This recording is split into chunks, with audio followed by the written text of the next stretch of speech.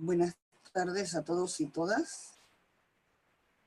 Bienvenidos al Magíster en Mediación Familia Infancia.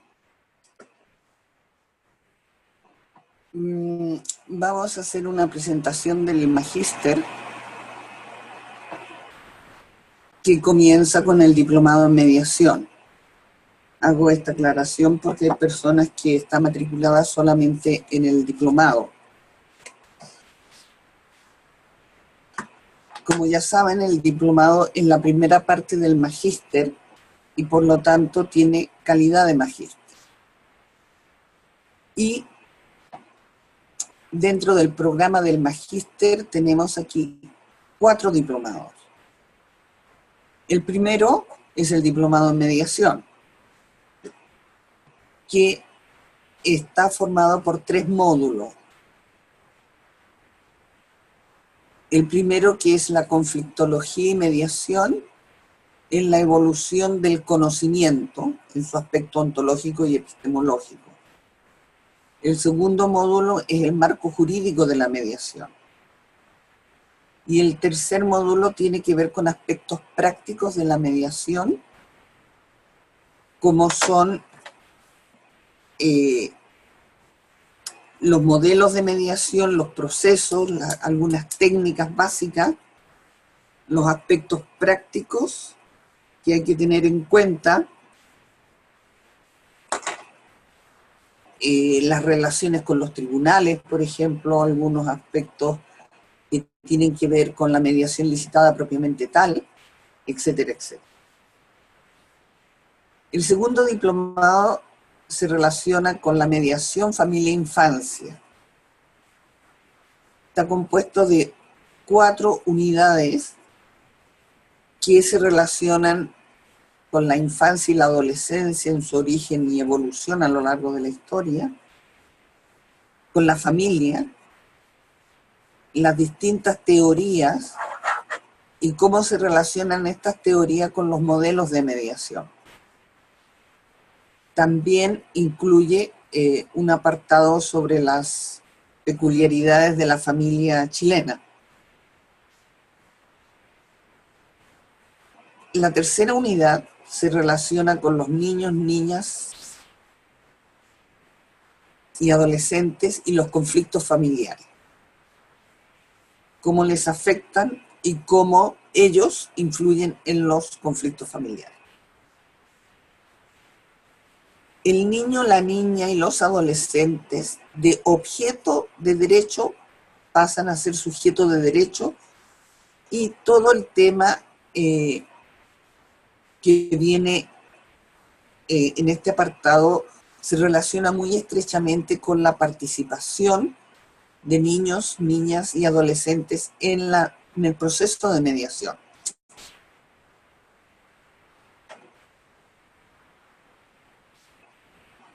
El tercer diplomado tiene que ver con la comunicación y las emociones. Este es un tema que es sin duda muy interesante y apasionante porque realmente es lo que nos está aportando las herramientas básicas para el trabajo.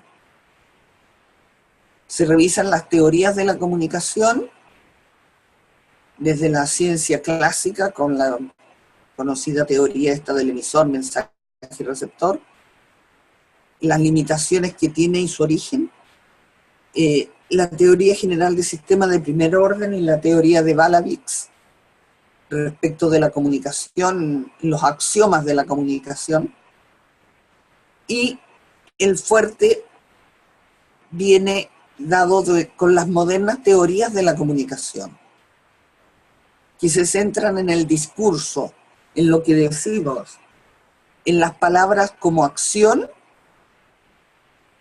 no como algo inofensivo ni como un vehículo que lleva información, sino la palabra que hacen las palabras.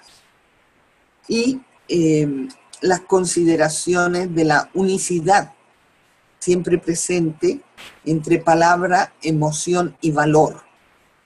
Las palabras no son neutrales. Culturalmente están cargadas con algo. Por ejemplo, hoy en día Si decimos un pedófilo, esta palabra está asociada con un valor,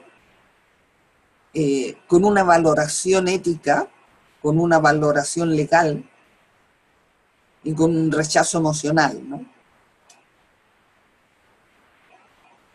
Y la última parte es esencialmente práctica, que es de aplicación de estos principios a situaciones de conflicto y de mediación. Finalmente, está el diplomado en familia, sus miembros, conflictos y violencias.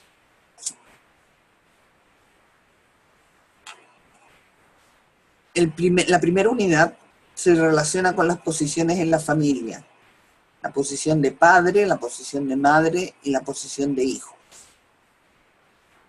Cómo esto ha ido cambiando y qué desafío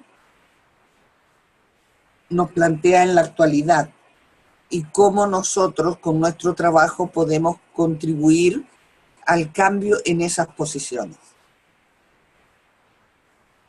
La segunda unidad trata de la violencia en términos generales, que habla de los tipos de violencia, de las teorías de la violencia, y luego de los tipos de violencia en el sentido de la violencia estructural, social, la violencia simbólica o discursiva, y la violencia directa o violencia física. Una vez que tenemos estos conceptos claros, se pasa a tratar el tema de la violencia intrafamiliar. Finalmente, terminamos con el tema de la violencia y la mediación. ¿Qué se hace? ¿Qué se debe hacer? ¿Qué se debería hacer? Bien, una vez acabado los 4 diplomados, acabado y aprobado los 4 diplomados, se inicia la tesis. No la puse aquí porque no me ocupo en esta diapositiva, pero la tesis es el procedimiento final para terminar el magíster. Respecto de la metodología, se recuerda que las clases son los miércoles de 19 a 22:15 horas y los sábados de 9 a 13:30. Estas son clases en tiempo real, a las cuales ustedes asisten por videoconferencia, nos vemos la cara, hay diálogo en la clase, participación, preguntas, aportaciones, etc. Pero estas clases quedan a su vez grabadas para que las personas que hayan tenido alguna dificultad las puedan visualizar posteriormente. Las clases del miércoles estarán, creo que el jueves, en la plataforma. Eso se dijo en la sesión de inducción, ahí está el día exacto. Pero la del sábado la del sábado es más larga, estará disponible en la plataforma el día lunes. Como ustedes ven, son 10 horas de clases semanales las que van a tener. Esto exige mantener un cierto ritmo de trabajo para ir más o menos de una manera compasada con lo que se está diciendo en las clases. Porque si ustedes no tienen dominada, por ejemplo, la suma, no les puedo enseñar yo a multiplicar, porque la multiplicación implica la suma. Entonces ahí se va haciendo todo más complicado, ¿no? Entonces lo ideal es llevar un tranquillo que permita que los aprendizajes sean los óptimos.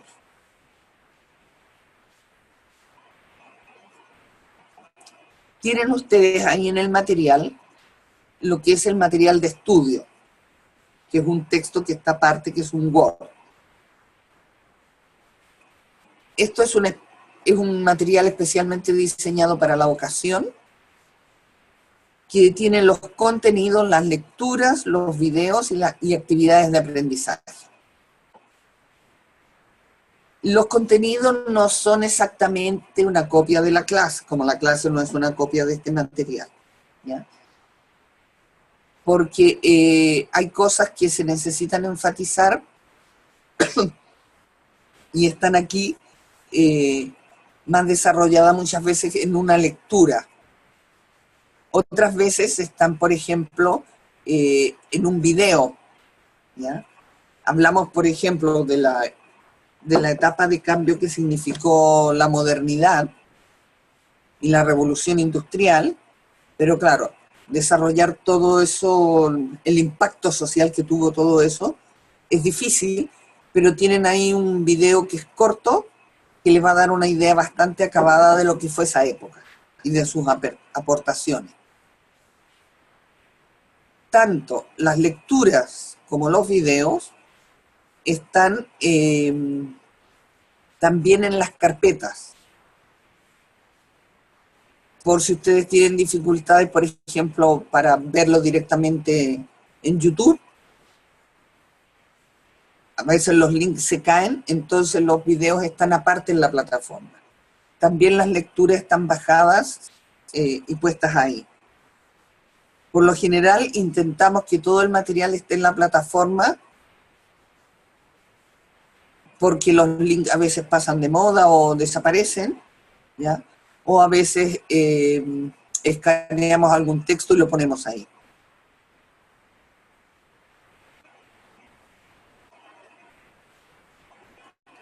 El tema de los foros. Hay varios foros, ¿ya?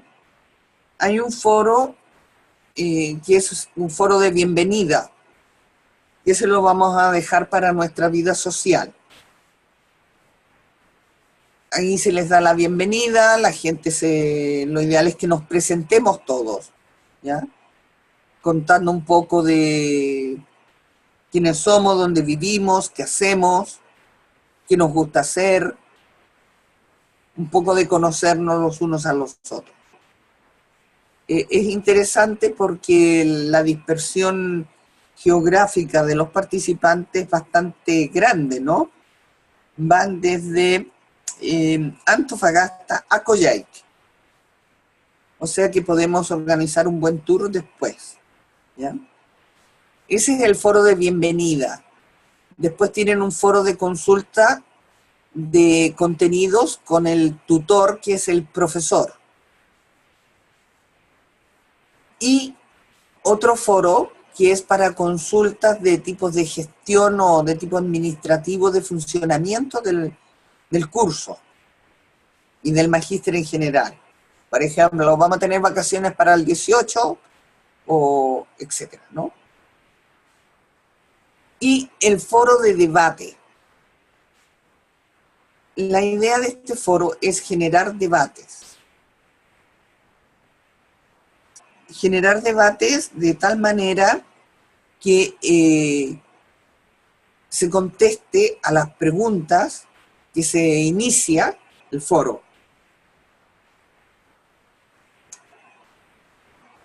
La primera aportación, ustedes se van a encontrar el foro en blanco si no han participado, porque, claro, hay que mojarse para participar, ¿no?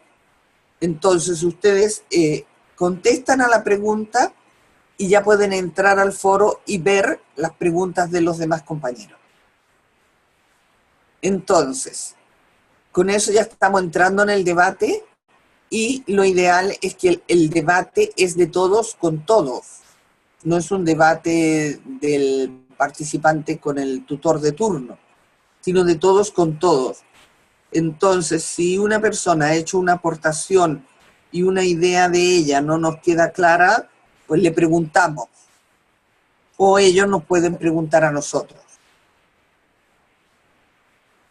O pueden pedir la clarificación de algún concepto, alguna idea que no se tenga clara, o no se tenga clara la aplicación de de lo expuesto, ¿no?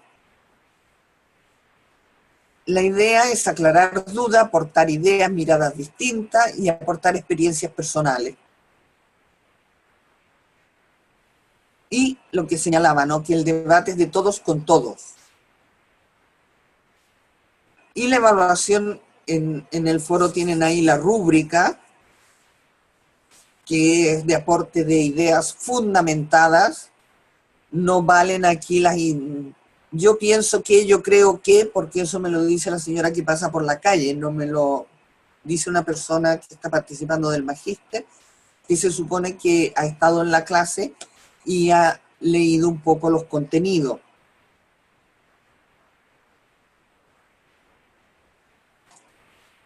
Entonces, tienen que ser fundamentadas, tienen que considerar también en una segunda participación las ideas de los otros, lo que las otras personas han dicho, cómo pueden también abrir nuevos temas relacionados con el tema de, con los contenidos que se están debatiendo, ¿no? Porque en este punto, por ejemplo, no sería pertinente que pusieran en el foro cómo afecta a los niños la separación. No, porque ya vendrá ese tema, ¿ya? La ponderación de las notas del foro es de un 30%. Y la evaluación del módulo es el foro un 30% y los trabajos, pruebas, que el profesor decidirá si hace una prueba de conocimiento o un trabajo, eso vale un 70%. Y la evaluación del magíster en general es un 60% de las notas del módulo y un 40% de la tesis.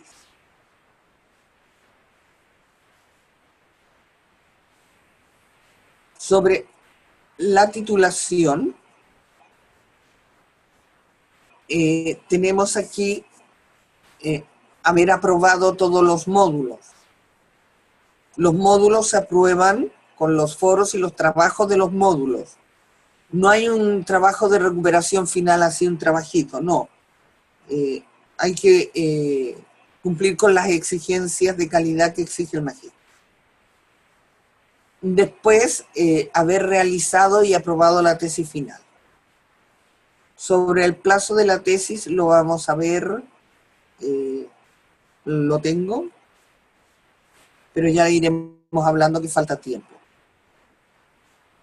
El punto 4 es un punto que me merece especial cuidado, porque todos sabemos que venimos de un determinado sistema educativo y que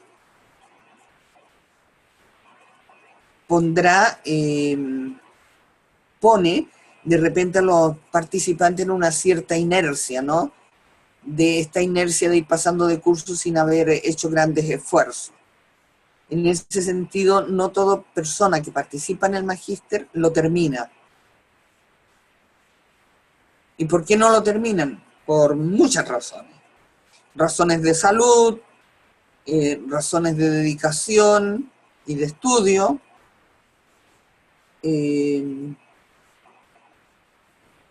económicas, lo que sea.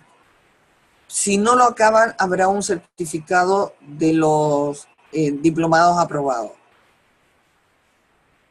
Sobre la asistencia, bueno, aquí esto como que no rige, pero porque la plataforma registra el tiempo que ustedes le han dedicado al trabajo, ¿ya? Entonces, en ese sentido, es mejor que vean los videos desde la plataforma, no desde el link por su cuenta en YouTube. Aparte que tendrán una conexión más segura, ¿no? Ahí queda registrado el tiempo de dedicación al magíster si lo hacen desde la plataforma. Todo lo que hacen ustedes y lo que hago yo queda registrado. La tesis, bueno, ustedes dirán, estamos empezando y ya estamos hablando del final. Pues sí, Esto hay que planteárselo desde ya. ¿Qué tema nos interesa o nos pueden interesar en los distintos contenidos que vamos revisando, ¿no? ¿A qué pregunta podemos responder? Se darán algunas pinceladas, algunas guías sobre metodología cuantitativa y cualitativa.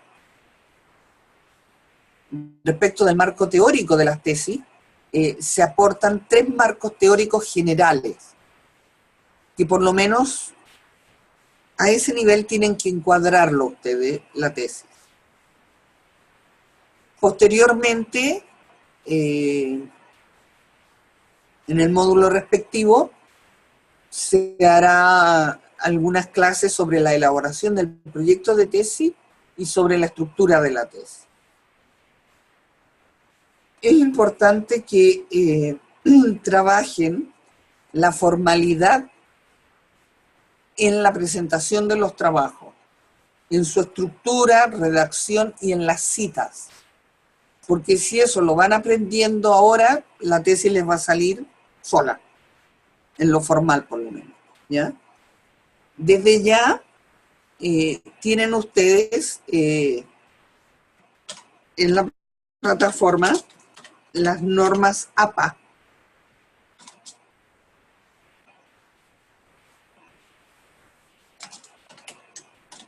Las normas APA son un conjunto de normas para citar, que dice primero el apellido, después la inicial de nombre, la fecha de la publicación, etcétera, etcétera. ¿Ya? Cómo se citan los libros, cómo se citan los apartados del libro, cómo se citan las revistas y cómo se citan las páginas web. Todo eso está ahí ordenadito y clarificado por estas normas. De la práctica. Esta es una cosa bastante importante. La universidad no puede facilitar centros de práctica, no los tiene suyos. Porque en primer lugar, imagínense ustedes, tenemos una persona de Coyhaique, una en Antofagasta, y no podemos tener un centro de mediación para un estudiante. Entonces, lo que se compromete la universidad es, si acaso, facilitar algún contacto. Por ejemplo, hay una persona de Coyhaique y en Coyhaique hay un centro de mediación donde hay gente que hizo el magíster con nosotros. Entonces facilitamos esos contactos cuando los tenemos, o ustedes pueden dirigirse directamente a los centros de mediación licitados que hay en la zona más próxima a su domicilio y solicitar ahí la posibilidad de práctica. Estos centros de mediación están en la página del Ministerio de Justicia, que guarda relación con la mediación familiar. Ahí están todos los centros que hay por regiones. Pues eso.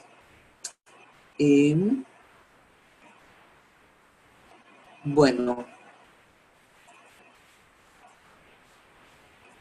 no recuerdo que hayan aparecido más dudas o dudas a este respecto, porque esto lo estoy grabando en solitario porque me olvidé grabar la primera parte. Vamos a iniciar el módulo 1, que se refiere al conflicto y la mediación en la evolución del conocimiento.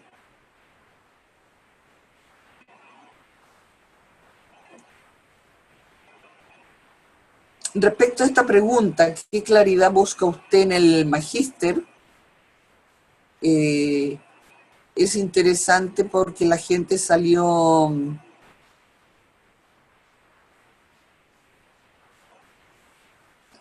Salen siempre justificaciones de tipo práctica, ¿no?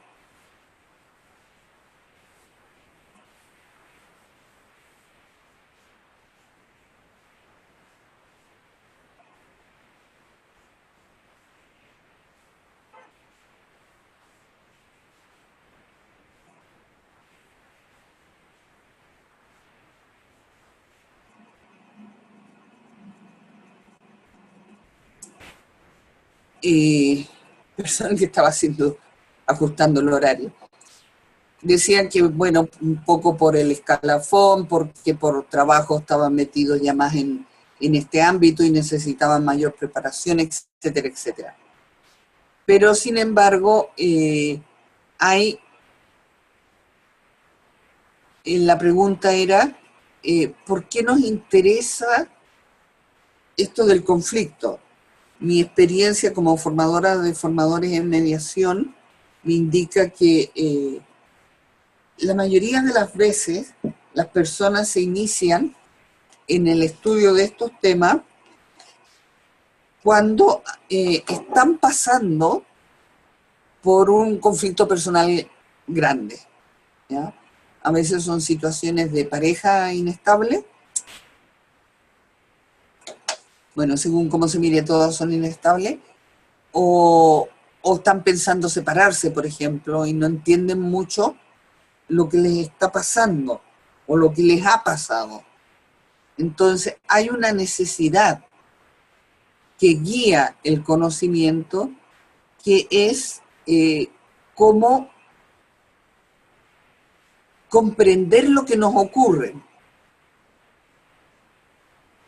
Y esta guía del conocimiento nos ha acompañado a lo largo de toda la historia, ¿no? Porque siempre las personas, los seres humanos, hemos tenido la necesidad de comprender lo que nos sucede.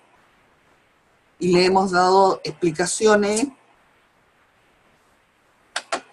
que son de distinto color, distinta forma, distinta profundidad, distinta complejidad, dependiendo de las condiciones y las características del tiempo y del lugar en que se formulan determinadas preguntas.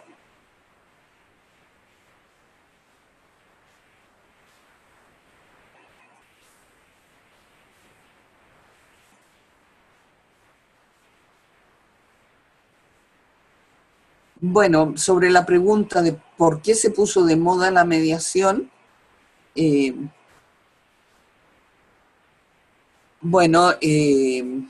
se señaló aquí que normalmente en situaciones de conflicto hay alguien en el entorno que hace de mediador,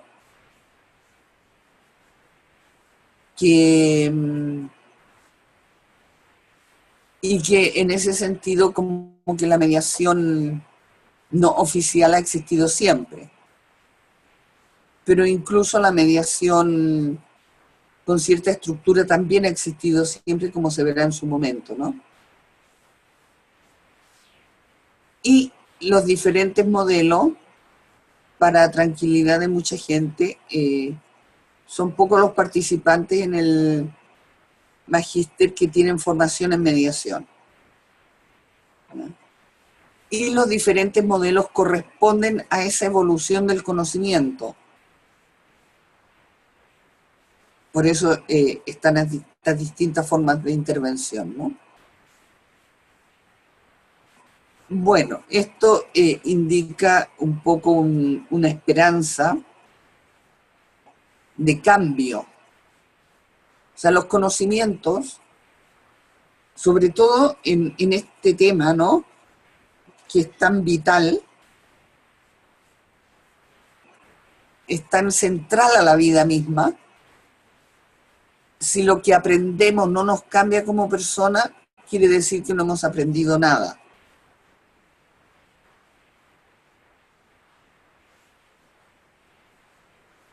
Yo tuve un profesor nos hacía clase de historia y sistemas contemporáneos de psicología. Bueno, era muy, muy exigente, además que hacía las clases desde el punto de vista del materialismo histórico. Es decir, que situaba los conocimientos en las circunstancias históricas en que se generaron. Con lo cual, además de historia de la psicología, estábamos repasando la historia de la humanidad. Y él de repente nos pedía hacer relaciones como muy exóticas, ¿no? Por ejemplo, ¿cómo relaciona usted Platón con Freud? Dice, ¿por qué tiene que ver Platón con Freud? Si son de mundos distintos, épocas totalmente diferentes. Pero después empezaba a pensar así, bueno, Platón, pensaba en el mundo de las ideas, el mundo de las emociones y el mundo de las pasiones, y Freud que hablaba del super yo, el yo y el ello. Bueno, pero si no la sacabas a la primera, el buen señor agarraba unas pataletas impresionantes. Entonces decía, ustedes son como las maletas. Uno se va de viaje 6 meses por Europa y regresa. ¿Cómo regresan las maletas después de este viaje?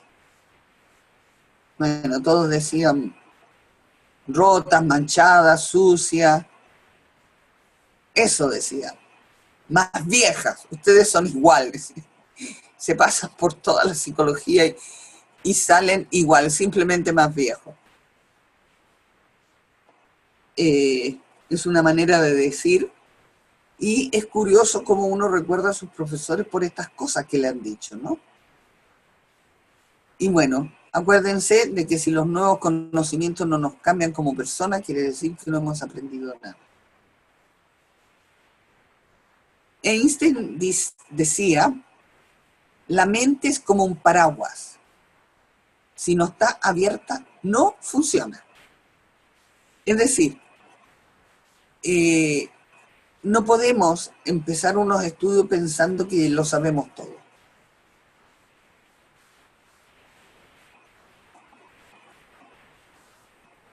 O que tenemos nuestras creencias definidas hoy y para siempre. No es eso, ¿ya? Tenemos que estar abiertos al cambio, particularmente en la época que estamos viviendo. Porque si no nos va a pasar lo que le pasa a esta sujeta, ¿ya? Está ahí toda mojada bajo un diluvio con el paraguas en la mano y cerrado, o sea, ahí tiene la mente ella, sin uso.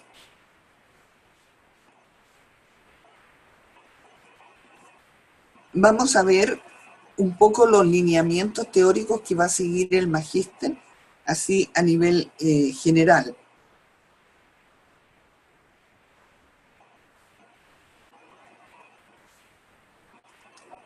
Vamos a seguir 3 líneas teóricas que son, en definitiva, las que fundamentan los 3 modelos de mediación. Porque hay 3 modelos de mediación. Por ahí hay unos que le ponen nombres distintos a otras, pero que son variantes de un mismo modelo.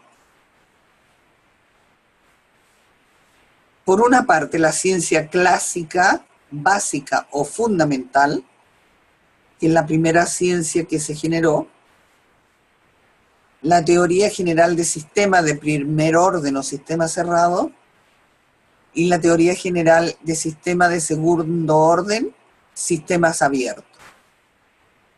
Y estos se dan de forma paralela con la complejidad y el construccionismo social. Este cambio es muy importante y se genera desde diversas disciplinas. Aquí tiene que ver la etología, la climatología, la física, la química, la sociología, la literatura. Son cambios que se generan a todos los niveles. Eso es lo interesante, ¿no? Yo tuve una oportunidad de escuchar en Barcelona a Humberto Maturana en un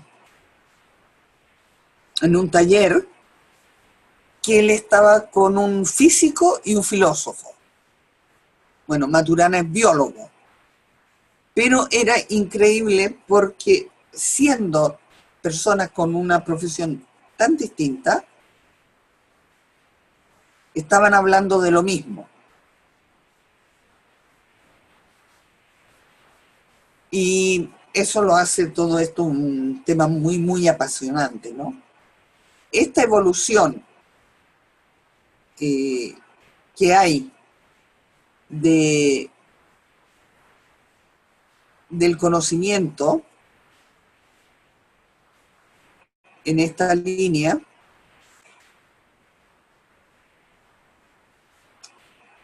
ha hecho que se cambie el concepto de persona. La persona ya no es, no es un ente fijo. La ciencia clásica lo consideraba como un individuo aislado, donde todo está en el interior de la persona. Las emociones, los valores, todo está determinado por la psiquis, la mente, la genética, lo que sea, ¿no? Después, con la teoría general de sistemas de primer orden, se sigue considerando a la persona como un individuo aislado, pero no tan aislado, ¿ya? El entorno y las relaciones lo afectan. Vamos a ver. Un niño impulsivo, ¿ya? Se porta de manera controlada, descontrolada según la ciencia clásica porque es impulsivo. ¿Ya? La teoría general de sistemas de primer orden considera que este niño es impulsivo porque los adultos que lo rodearon en su primera infancia y lo siguen rodeando, no le han enseñado que hay que tener en cuenta a los demás y que hay que controlarse. Bien. Según la ciencia actual,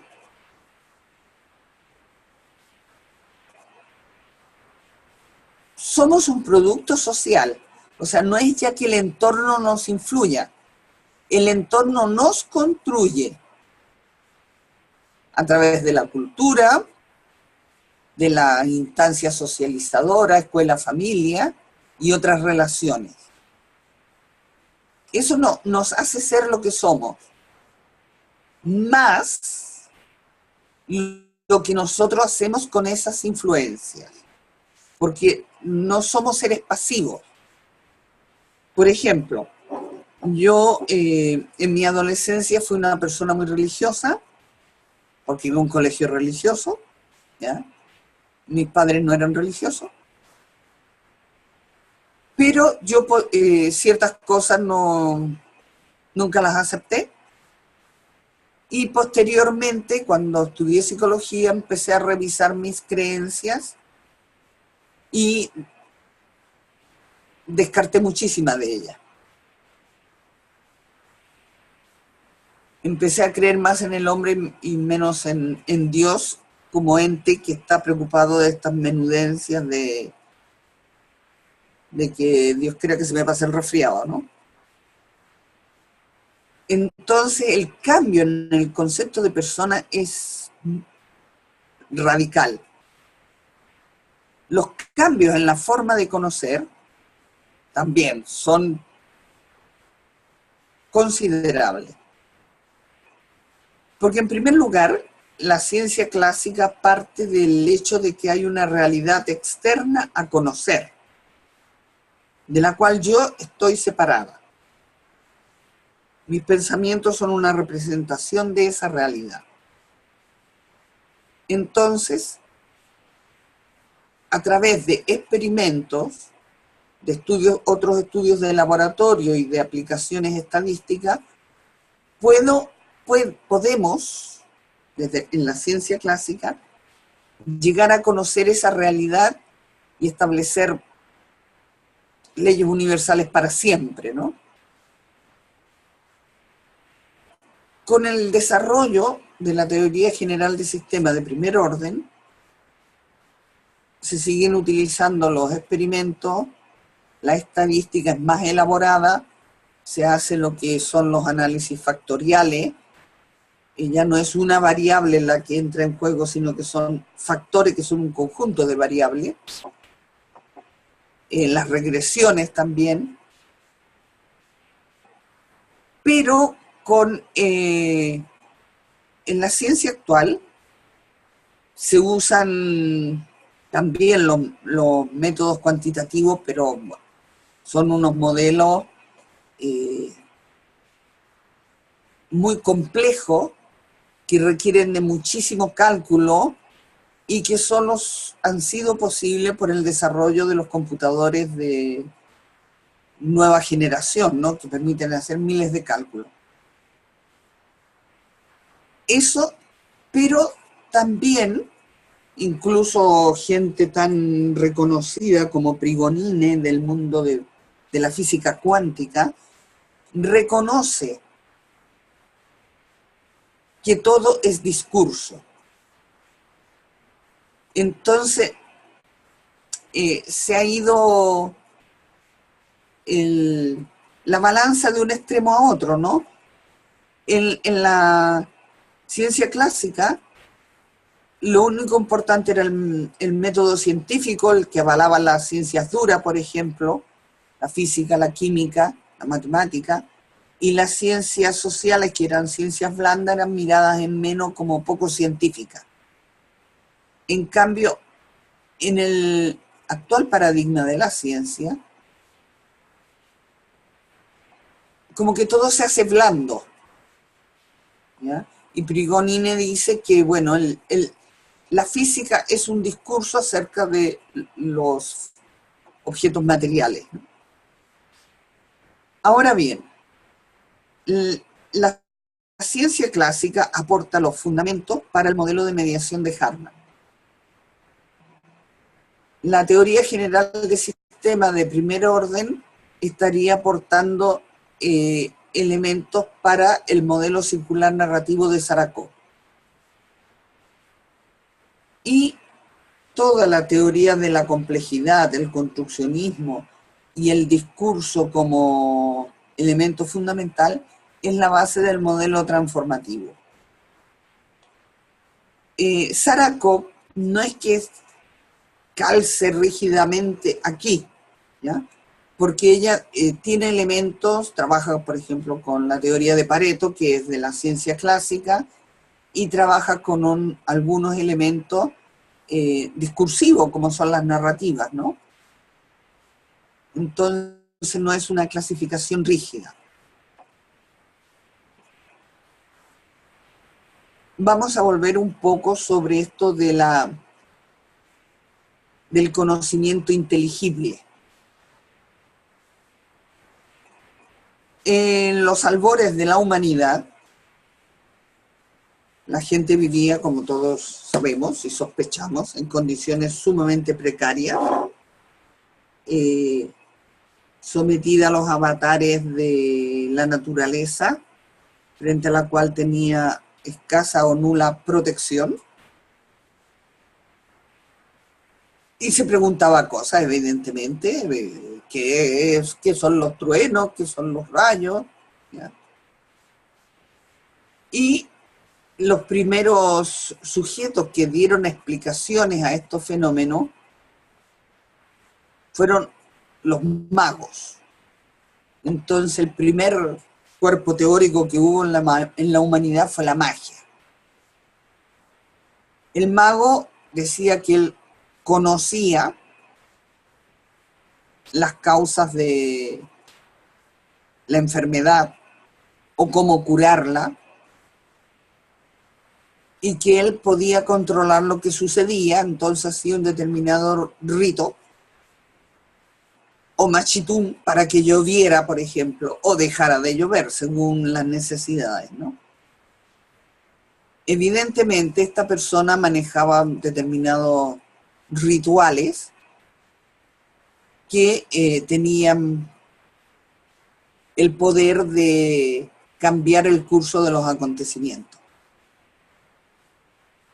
Y por supuesto tenía un estatus en la comunidad muy elevado, porque siempre el conocimiento se da vinculado al poder, como dice Foucault, ¿no? Pero las sociedades van cambiando, van evolucionando, y tenemos, por ejemplo, Grecia y Roma clásica, ¿ya?, que ya no tienen la magia al mago como el gran controlador, sino que tienen dioses. son religiones politeístas, ¿no? Y si ustedes estudian algo de mitología, van a encontrarse que había un dios por cada actividad humana que se presentara. O acontecimiento natural, había un dios del viento, un dios de los rayos, había un dios de la guerra, un dios de la paz, muchos dioses. Entonces, este cuerpo doctrinario se erigió como superior a la magia y miraban en menos a los magos, obviamente. Pero, si bien tuvo cierta preponderancia las religiones politeístas, y tenían muchos templos, cosa que los pobres magos no tenían ni ruca, los pobres, ni choza, ¿ya? En las religiones politeístas sí que habían grandes templos porque ya estábamos en otra época del desarrollo de la humanidad. Pero eso no quiere decir que la magia haya sido abolida, ¿ya? Posteriormente aparecen las religiones monoteístas. Curiosamente, las tres religiones monoteístas más importantes en la civilización occidental, que es el judaísmo, el cristianismo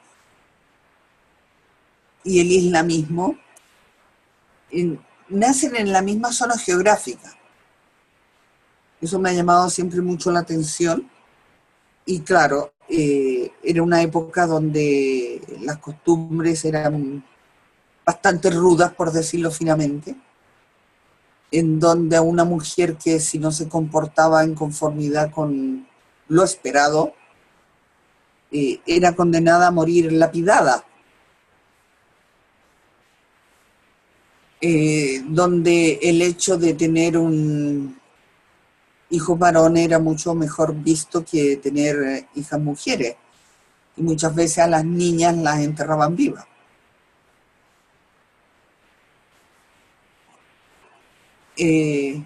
Bueno, supongo yo que por esta razón, o deben haber muchas otras, surgieron ahí estas religiones monoteístas. Lo curioso es que siguen siendo igual de bárbaros que antes, los tres, ¿no? Porque lo único que hacen ahí es darse de bofetadas y bombazos los unos contra los otros. Y pelearse cada uno para sí determinados territorios como núcleo de su religión. Bien.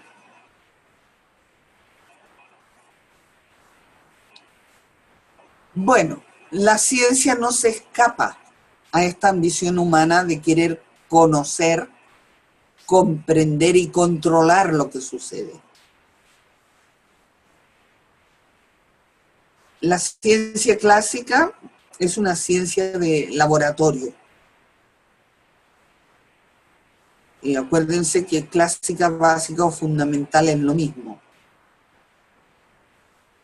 El laboratorio con unas cuantas maquinitas, y la ciencia actual es una máquina llena de cables y de tecnología.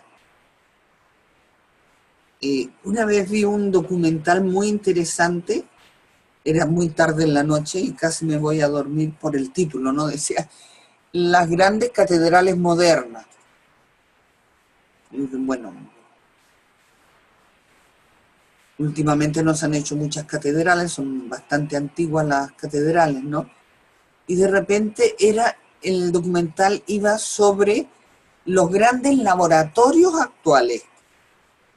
Y mostraban ahí unos computadores que eran verdaderas salas, ¿no? Y decían que la cantidad de cables que habían ahí, si lo uniéramos unos con otros, podríamos llegar a la luna con ellos.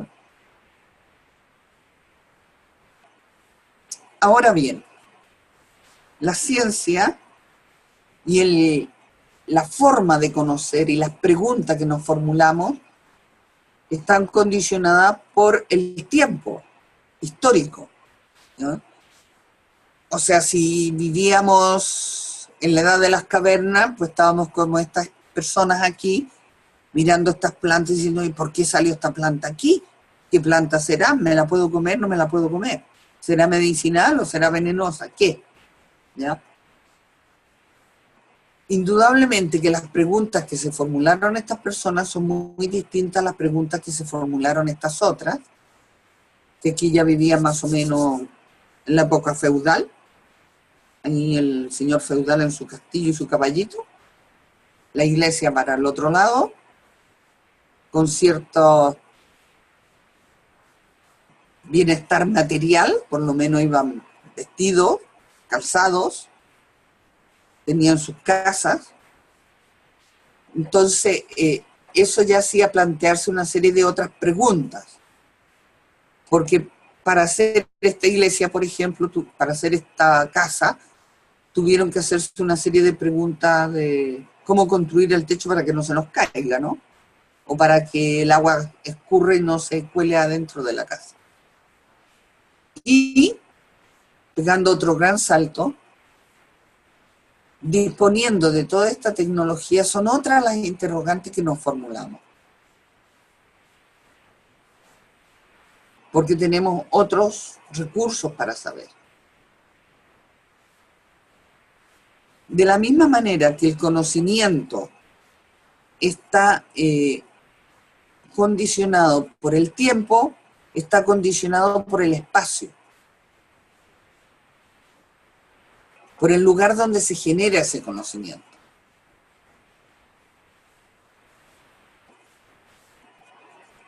El conocimiento que se genera en Egipto, por ejemplo, ahora es muy distinto del conocimiento que se generó en la época de los faraones, y era el mismo país.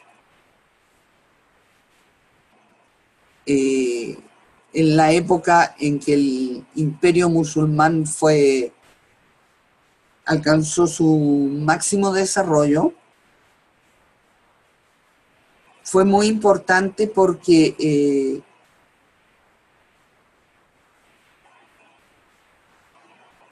todo estaba impregnado por esta cultura, que fue la que predominó en todo el mundo. Y fue, por ejemplo, cuando llegaron a Europa, fue lo que le enseñaron a bañarse a los europeos, porque los europeos se bañaban cuando estaban enfermos.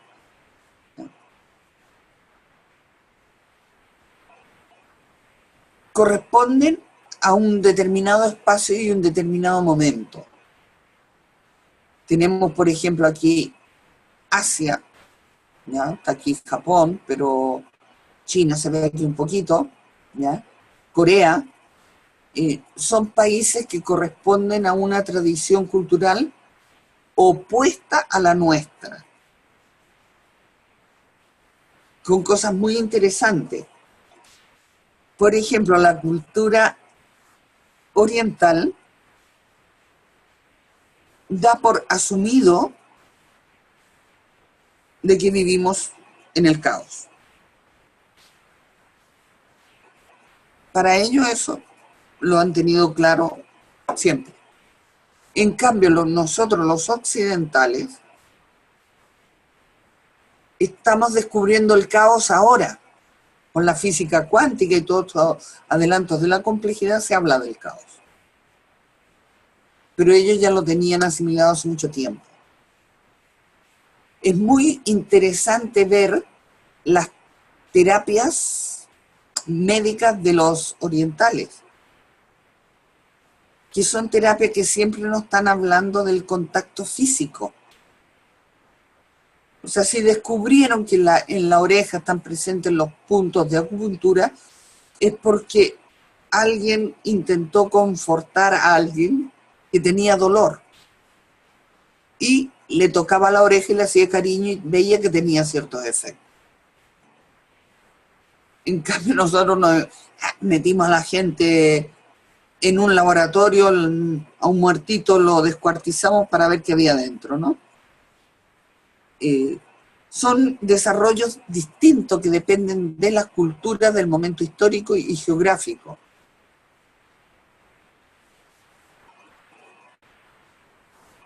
De la misma manera, Europa pues tuvo otro bagaje cultural que fue muy importante en el desarrollo de la modernidad, por ejemplo. Toda la revolución industrial, gran parte o unos hitos muy importantes se desarrollaron en el Reino Unido.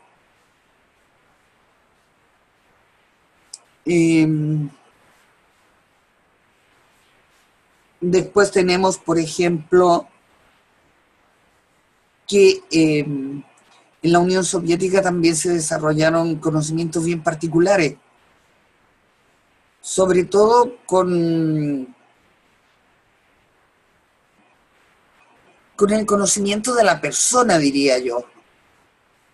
Hubo gente que supo aprovechar, ¿no?, cuando se formó la Unión Soviética, que aglutinó bajo una misma bandera una serie de nacionalidades y de pueblos con un desarrollo muy dispar. Entonces tenemos un psicólogo muy famoso que aprovechó esa contingencia espacial y temporal para estudiar estas culturas. Entonces se fue a estudiar a ciertas comunidades agrícolas que tenían un desarrollo del lenguaje muy elemental. Y empezó a estudiar el desarrollo del lenguaje, pero en el entorno natural. ¿Qué tiene que ver el desarrollo del lenguaje con las condiciones socioeconómicas, por ejemplo? Con la forma de ganarse la vida de la gente. Y yo recuerdo cuando estudié psicología, todo el tema de las emociones nos hicieron leer mucho los escritores rusos, ¿no? Leer Crimen y Castigo, por ejemplo, con todo el tema del que comete el crimen, ¿no? Cómo lo planifica y cómo, aunque nadie lo sabía, él no podía escapar de esa culpa, de esa responsabilidad. Tolstoy, Dostoyevsky son una maravilla en ese sentido. Y respecto, por ejemplo, a la psicología del desarrollo, ellos siempre partieron de la base que lo que se usa se desarrolla, ¿ya? Por ejemplo, mucha gente dice, ay, no tengo fuerza. Yo digo, oye, me pasaban a mí para que abriera un frasco, por ejemplo. Oye, yo tampoco nací con fuerza. La desarrollé a fuerza de hacer fuerza, ¿ya? Entonces, ellos parten de la base de que al niño hay que estimularlo en todos los sentidos para que se desarrolle adecuadamente.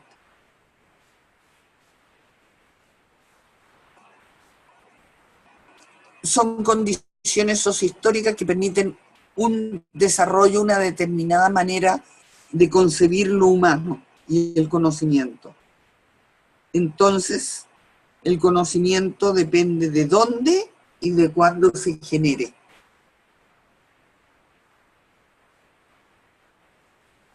Aquí tienen ustedes un mapa conceptual de este módulo. Aquí está muy chiquito, pero lo tienen en el material de estudio a un tamaño. Y esta es la guía que van a tener, el entramado teórico del magíster. Ahora estamos aquí en el paradigma de control en la ciencia clásica, que es la unidad 1.1. Después tenemos aquí el paradigma de control con la teoría general de sistemas de primer orden, que va a ser la unidad 1.2, y el paradigma de control es la unidad 2, con la teoría general de sistemas de segundo orden y la complejidad, que es la unidad 2.1, y de aquí para adelante es la unidad 2.2. Bien, vamos a ver un poco esto, qué significa el paradigma del control en la ciencia clásica.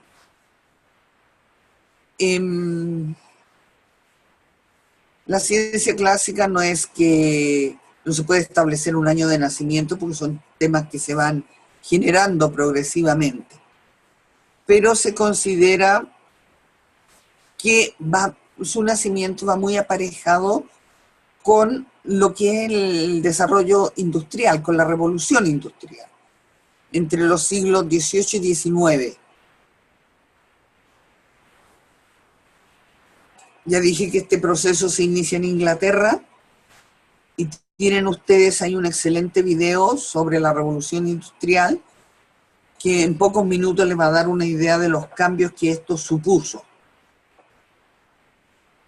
Cambios tecnológicos que a su vez generan cambios tremendos en el conocimiento.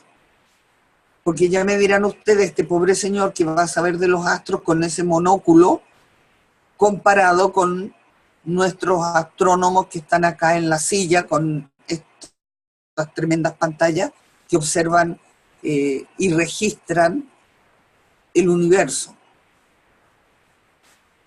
al cual tienen acceso, claro.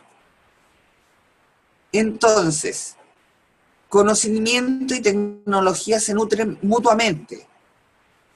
Porque claro, este señor, el del monóculo, él veía unas estrellitas por allá lejos y un sol grande y como mucho, o sea, en principio se consideraba que la Tierra era el centro del universo. Después supuso un gran adelanto que le costó la muerte a más de alguno, el considerar que el Sol era el centro del universo.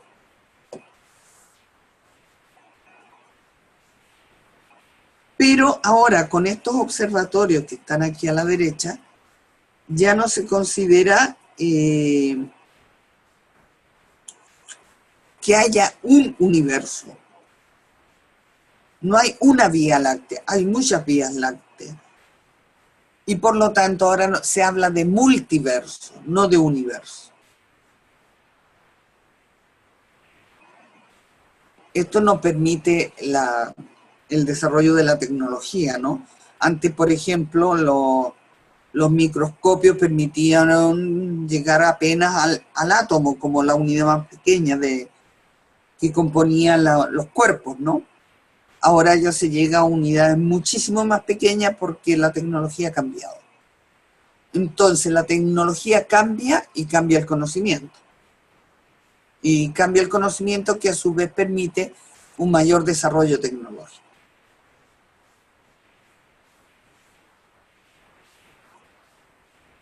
Bueno, las ciencias decíamos que se dividen en dos tipos. Las ciencias duras o exactas, como la física, la química, la matemática, etcétera, que estudian los elementos, que estudian el átomo, y las ciencias blandas que tratan del ser humano. El individuo, el cuerpo humano, el grupo. Y como están centradas en el individuo, se habla incluso del individualismo metodológico. Ya vamos a volver sobre esto del individualismo metodológico. Les recuerdo estos dos conceptos que son fundamentales y queda muy bien cuando los usamos. Lo epistemológico alude a la forma válida, ya sea consensuada o impuesta, de adquirir conocimiento. En su momento, todo el conocimiento derivaba de lo que decían las Sagradas Escrituras. Y si tú decías lo contrario, corrías peligro que te mandaran a la hoguera. Hoy en día, la ciencia clásica consideraba que el método científico clásico era la forma válida de conocer. Si un estudio no se había hecho de forma rigurosamente científica, no era válido. ¿Ya? También te mandaban al infierno, pero de otra manera. Y dijimos que ontología alude al concepto de persona. Vamos a ver algunos aspectos de la forma de conocer de la ciencia clásica. Primero vamos a ver sus objetivos. Recuerden que la ciencia clásica está dentro de lo que se llama el paradigma de control, ¿ya? Porque busca conocer de una vez y para siempre un determinado fenómeno, un determinado objeto. Sobre esto se podría formular, una vez que se conociera, una ley universal. Entonces, eso estaría conocido para siempre, sería una etapa superada. Entonces, sí, el ser humano podía llegar a conocer el mundo y estar en condiciones de predecir lo que va a ocurrir y de controlar. Esto de predecir y controlar se aplica, pero a muchas cosas, ¿ya? Se sigue prediciendo el tiempo cuando se sabe que es una cosa sumamente compleja, pero como a todos nos gusta, la televisión nos predice el tiempo, ¿ya? En función de ciertas consideraciones y de ciertas observaciones, se hacen unas predicciones estimativas, que a veces no aciertan en lo más mínimo, pero en fin. ¿Con qué ideas se hacen estas predicciones? De controlar las consecuencias, de controlar lo que me voy a poner mañana, de controlar si programo la calefacción, de controlar. O si se puede predecir un terremoto, controlar la situación de tal manera que sus consecuencias sean las mínimas. Siempre está la idea de predecir y controlar, ¿ya? Por ejemplo, se inventaron los test psicológicos científicamente validados, ¿ya?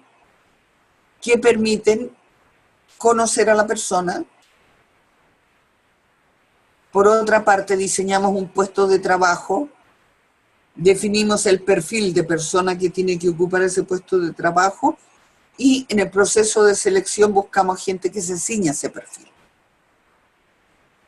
Y esto tiene por objeto controlar que en el trabajo las cosas se den de la forma que se quiere que se den. Vamos a ver ahora características de la ciencia clásica. Esto, fíjense ustedes que tiene directa relación después con el modelo de mediación de Harvard, ¿ya? Separa sujeto y realidad. El investigador de lo investigado. El mediador de lo mediado. Hay una realidad que existe fuera de mí, independientemente de mí, pero que yo puedo conocer.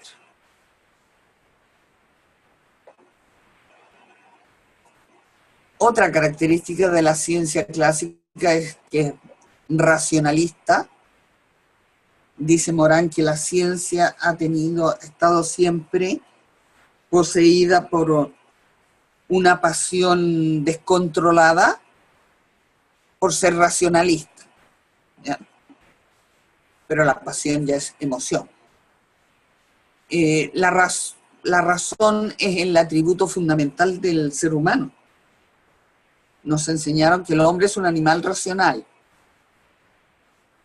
Bueno, no lo creo mucho yo, porque si no, no harían ciertas cosas, no haríamos ciertas cosas. Y la emoción es un subproducto, algo de segunda categoría, propio de mujeres histéricas. De la misma forma, tanto la ciencia como el científico es neutral. O sea, la tarea del científico es conocer por conocer, estudiar por estudiar. Y en ese sentido, no, como es neutral, no hay límites éticos. Cosa, por ejemplo, que la pusieron muy en duda y muy en jaque los físicos que estaban trabajando en las teorías que permitieron el desarrollo de las bombas atómicas. Entre ellos estaba Einstein, ¿no? Y bueno, fue gente que acabó con unos conflictos que no podían con ellos, ¿no? Por cargos de conciencia, porque veían que la ciencia no puede seguir un desarrollo al margen de lo social. Y estos fueron temas que volvieron nuevamente a la palestra cuando se empezaron los experimentos con la clonación. Entonces decían los científicos, sí, estamos clonando ahora a una oveja, a una vaca y mañana a una persona. Entonces esto hay que poner límite, decía.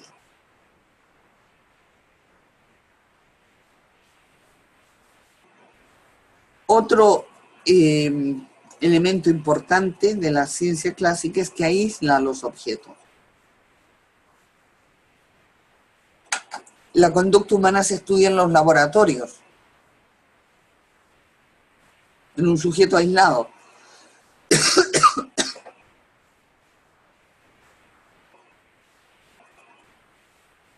Se estudia el aparato digestivo al margen del sistema nervioso. Y se estudia el sistema nervioso al margen del sistema endocrino. Siempre aísla.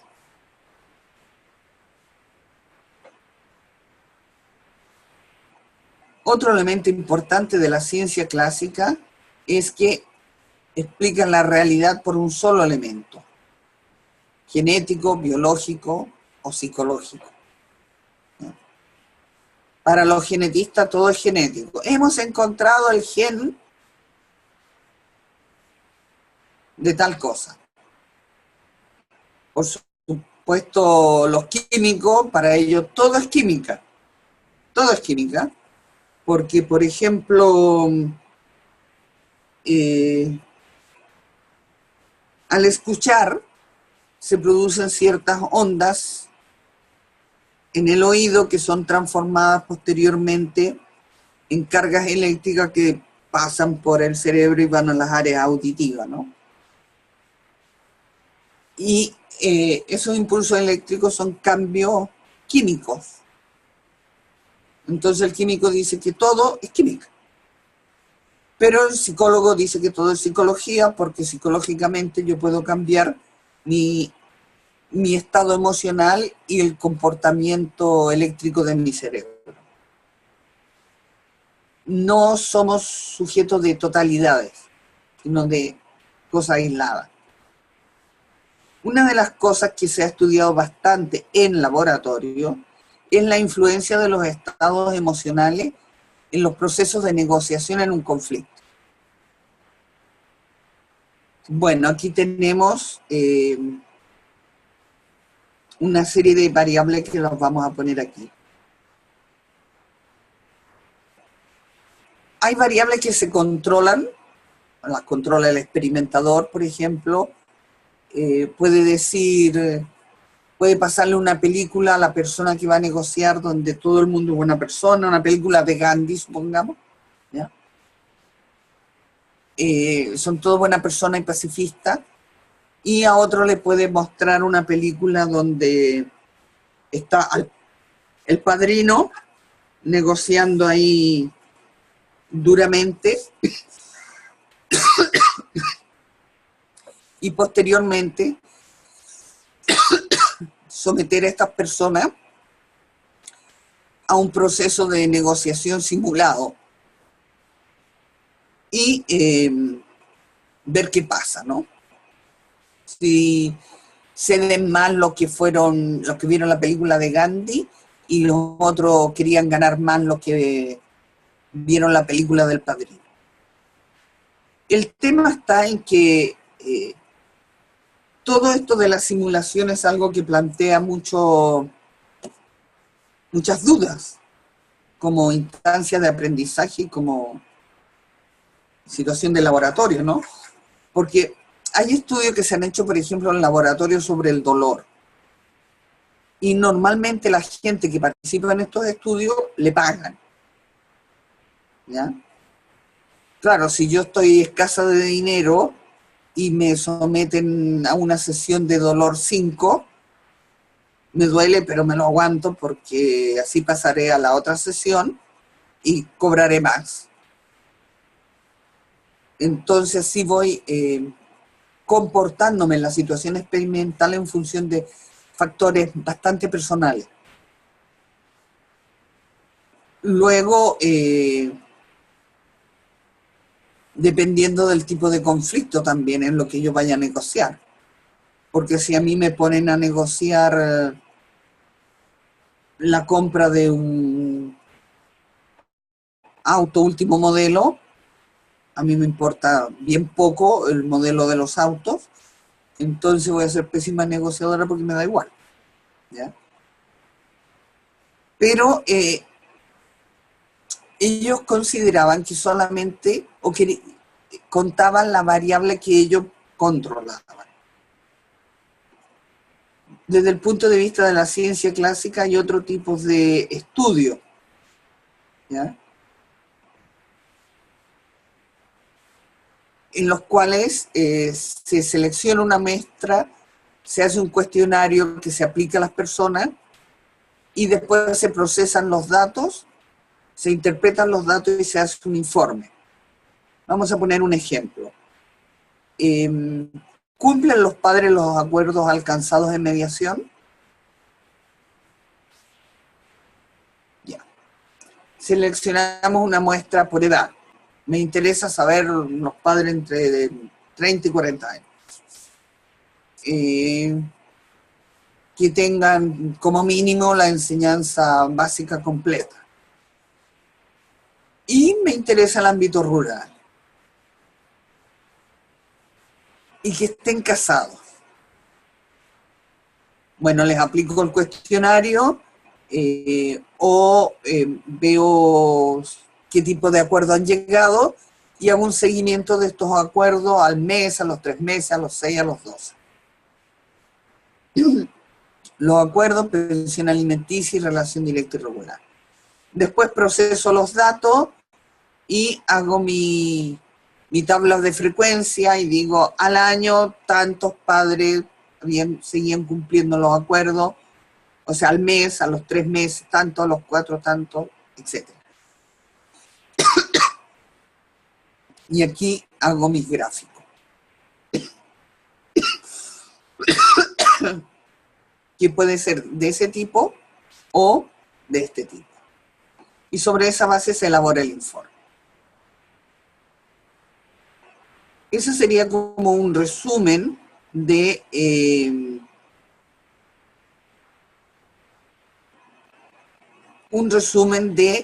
lo que es el método científico en sus aspectos epistemológicos y un poco en su historia. El sábado vamos a ir sobre los aspectos ontológicos. Vamos a profundizar en la concepción del hombre que nos ha generado la ciencia clásica. Vamos a hacer una pausa